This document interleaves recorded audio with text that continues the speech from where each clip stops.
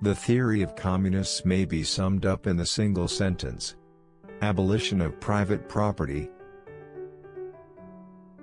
Communism deprives no man of the power to appropriate the products of society. All that it does is to deprive him of the power to subjugate the labor of others by means of such appropriation.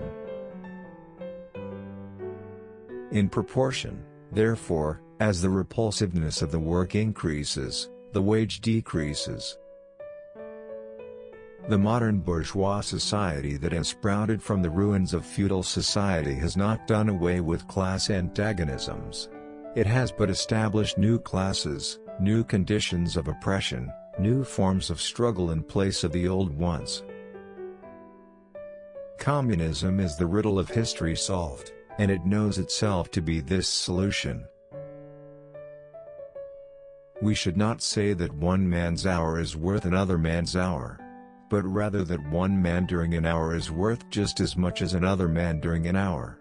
Time is everything, man is nothing, he is at the most time's carcass.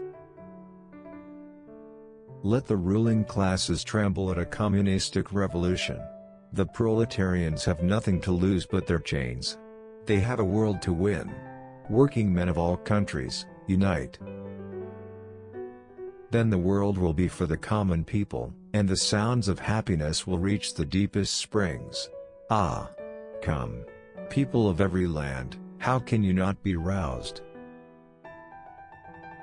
While the miser is merely a capitalist gone mad, the capitalist is a rational miser. Catch him in a fish, and you can sell it to him. Teach a man to fish, and you ruin a wonderful business opportunity.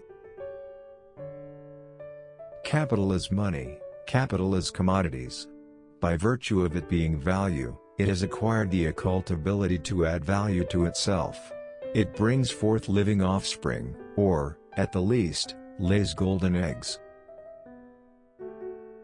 In bourgeois society, capital is independent and has individuality, while the living person is dependent and has no individuality.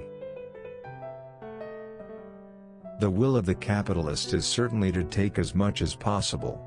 What we have to do is not to talk about his will, but to inquire about his power, the limits of that power, and the character of those limits. Capital is dead labor, which, vampire-like, lives by sucking living labor. And lives the more labor it sucks. The last capitalist we hang shall be the one who sold us the rope.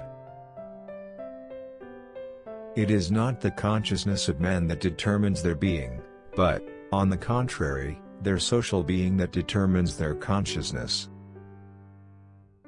Society does not consist of individuals, but expresses the sum of interrelations, the relations within which these individuals stand. If you love without evoking love in return, if through the vital expression of yourself as a loving person you fail to become a loved person, then your love is impotent, it is a misfortune. Surround yourself with people who make you happy. People who make you laugh, who help you when you're in need. People who genuinely care. They are the ones worth keeping in your life. Everyone else is just passing through. Reason has always existed, but not always in a reasonable form. I am nothing, but I must be everything.